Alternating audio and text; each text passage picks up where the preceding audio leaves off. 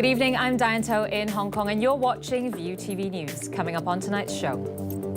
Carrie Lam has arrived, but who else? Tomorrow's Hong Kong-Zhuhai-Macau Bridge opening is shrouded in secrecy as Zhuhai beefs up security. As Taiwan reels from its worst rail disaster in decades, plans to resume train operations are met with sharp criticism. And rescuers race against the clock to search for workers trapped in a coal mine in Shandong after at least 3 are killed. First up this evening, security is extremely tight in Zhuhai ahead of the opening ceremony for the Hong Kong-Zhuhai-Macau Bridge tomorrow. Officials are staying tight-lipped over the details of the event, refusing to confirm rumors that President Xi Jinping will be hosting the ceremony tomorrow. What we do know is that Chief Executive Carrie Lam and the Director of Beijing's liaison office in Hong Kong, Wang Jimin, arrived there this afternoon. No cars were allowed into the Zhuhai Holiday Resort Hotel, which has in the past hosted many state leaders. And water barriers blocked off gas stations near the bridge with signs up saying they were closed due to a state leader's visit. Lawmaker Michael Diane, who's one of those invited to the event tomorrow, attested to the secrecy of the arrangements. He told reporters he only received his invite yesterday and that he wasn't even told which hotel he's staying at. According to state media, however, the president is already there. CCTV reported that Xi Jinping went to inspect a Chinese medicines science and technology park this afternoon in Zhuhai's Hengqin new area. Now, the mega bridge project is expected to play a large role in developing the Greater Bay Area, and there are now even talks of expanding the visa-free transit scheme in Guangdong to further promote the area. Speaking to lawmakers today, the Commerce and Economic Development Chief said they are currently discussing visa options with mainland officials. As it stands, visitors from 53 countries are able to get a 144-hour visa-free transit in 9 cities in Guangdong. We have already been speaking to mainland officials about this. We are hoping the visa-free transit scheme can apply to Hong Kong and Macau as well. But we need to look into whether this is feasible. Well, speaking of the Greater Bay Area, the government has pledged to inject hundreds of millions of dollars to help local young people set up businesses there. Home Affairs Chief Lau Kong-wah said the Hong Kong United Youth Association is in charge of helping the youngsters at the moment and that the government is simply playing the role of a facilitator. However, after the program has matured, the administration will invest $300 million to boost development. The association told Now TV today that most details of their program will be announced next month, but not to expect too many requirements. We are now targeting 20 to 30 companies. They don't need to be of a certain structure, but they have to be a startup team. For us, a startup is usually a business that's been up and running for between 3 to 5 years. In other news, it was a day of mourning for the victims of Taiwan's deadliest rail disaster in more than 30 years. At least 18 people died and more than 180 were injured in a derailment that authorities are still investigating. But with plans to get the line up and running again this week, many are concerned the train's still unsafe and have called for operations to be suspended. Drove Tekika reports. A reassuring hand and words of comfort. President Tsai Ing-wen expressed her solidarity with the grieving families of those killed in the worst rail disaster the island's seen in more than 3 decades. The deadly crash happened in Yilan County last night. 366 passengers were on board when the train derailed on a bend near a station. Carriages were thrown off the track, some on their side, others appearing to have rammed headfirst into the ones in front. I've asked investigators to clear up all the details of the situation as soon as possible so that we can find out the reasons for the accident and give our citizens a report. The fastest of Taiwan's regular trains, the Puyuma Express, had been in what authorities deemed pretty good condition.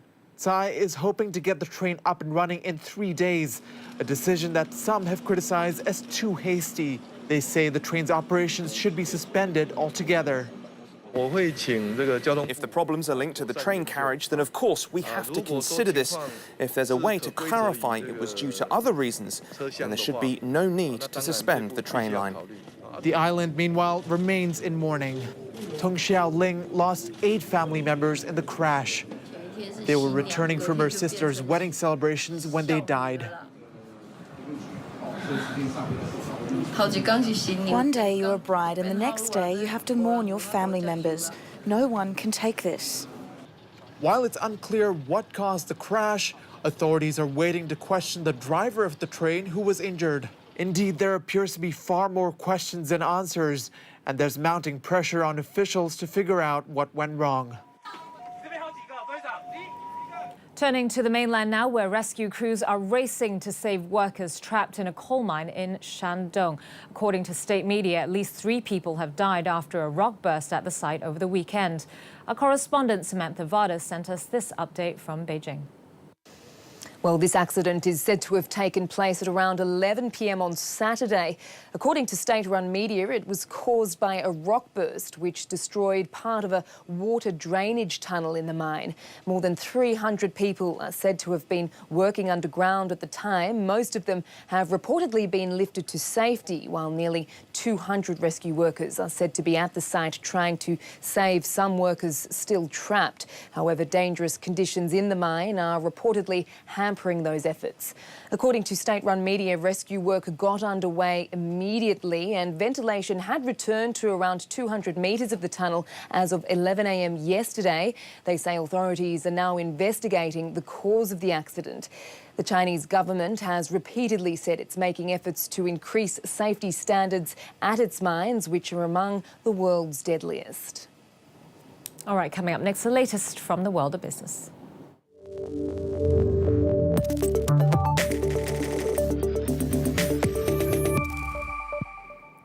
We'll take a quick look at how markets in the region fared today. Here in Hong Kong, the Hang Seng Index surged 2.3% to close at 26,153 points. Healthcare and consumer stocks posted large gains. Across the border, the Shanghai Composite Index added a solid 4%, the biggest daily gain since 2015. It closed at 2,655 points. That's after Vice Premier Liu He and other top economic officials sought to assure markets in the face of slowing growth. Well, China's new home prices continue to grow in September, led by gains in smaller cities. Average new home prices in China climbed 7.9% last month from a year earlier. That's the quickest year-on-year gain since August 2017. Real estate has been one of the few bright spots in China's investment landscape. That's partly due to robust sales in smaller cities, where a government curb to rein in real estate boom has not been as aggressive as it has in larger cities. Some business headlines to watch out for this week. A number of big techs compete for attention with the European Central Bank when they post their quarterly results. While tensions over Saudi's alleged involvement in the death of a journalist may heighten ahead of the kingdom's investor conference, which has already seen many high-profile guests drop out. David Pollard reports. This is the week when markets brace for a salvo of results from the big guns of tech. Microsoft on Wednesday, Alphabet and Amazon on Thursday, likely to dominate sentiment on Wall Street, where so far, so good for Q3's reports until now. Earnings growth has been mostly clearing the 20% bar most analysts had set, if might not in the future, as the boost from Trump's tax cuts falls out of the numbers. Right now, there seems to be very, very decent momentum in US earnings on Q3, but it's pretty much an inevitability that will fade within the next 3 to 6 months. Which is also a critical timeline for the ECB as it readies for its policy decision on Thursday. It's been seen as on track to end bond purchases this year and raise interest rates next. But along with protectionism, could there be a new risk on that horizon, as Rome and Brussels go head-to-head over Italy's budget-busting spending plans? I think they'll be quite keen to say that, at least in principle, a lot of other measures remain on the table. This also the week where Saudi Arabia will see how many of the big guns of business and government will stay away from its so-called Davos in the Desert investor conference.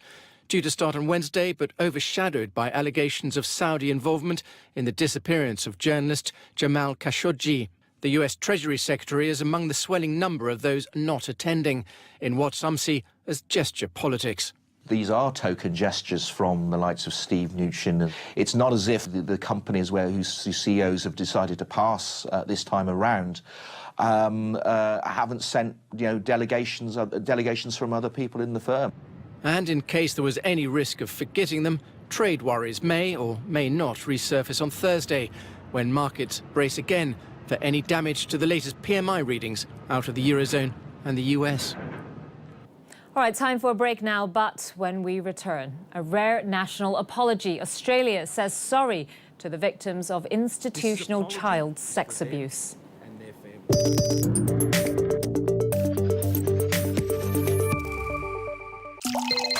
We enrage, we envy, we resent, we dislike. We breathe, we laugh, we cry, we live.